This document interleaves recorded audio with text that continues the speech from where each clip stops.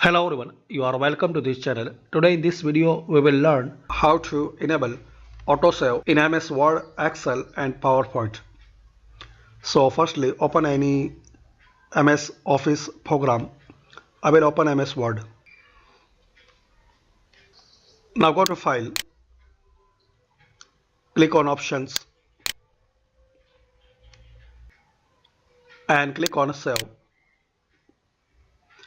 So here you will see and save auto recover information every 10 minutes. You make the 1 minute here.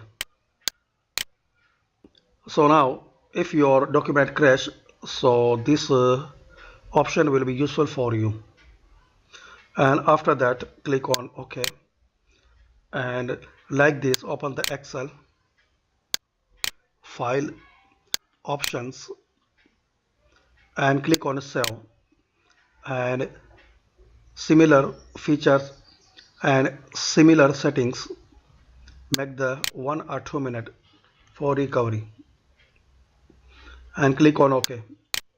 So friends, by this easy method you can enable autosave options for MS Word, Excel and PowerPoint, and this feature is very useful for you if you crash your document. Thanks for watching this video.